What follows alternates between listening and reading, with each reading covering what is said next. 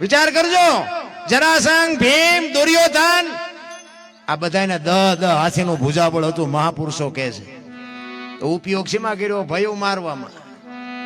અને ભાઈઓને માર્યા એને બાપુ માલપા કાઢ્યું છે શું?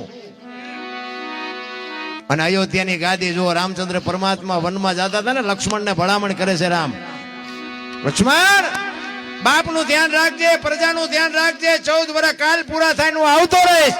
તેથી લક્ષ્મણ કહે છે મોટા ભાઈ, મર્યાદાનો ભંગ થતો હોય તો મને માફ કરજો, પણ તમે મારા બાપ છો ને સીતા મારી માં છે. મારા મા બાપ વનમાં જતો હોય તો અયોધ્યાનું રાજ જેને જોઈ એને મુબારક. વિચાર કરજો, નોખી નોખી માયુના છોકરા હતા તોય અયોધ્યાની ગાદી બાકસના ખોખા ઘોડે રખડતી હતી. અયોધ્યાની ગાદી એટલે દશરથ તારો દરબાર, ઇન્દ્ર જેની આશા કરે. તેથી ભાઈઓ વિનાનું ભેકાર કડવું લાગે. કાગડા બાપુ શું આપણે વાત કરી? અત્યારે જોઈએ તો એક વેચ જમીન હાટું હગો ભાઈ હગા ભાઈને મારી નાખે. આપણને એમ તો ખાલી રામાયણ ક્યાં છે? એક જાય જેલમાં ને એક જાય ઉપર, જમીન તો અહીંયા પડી હોય.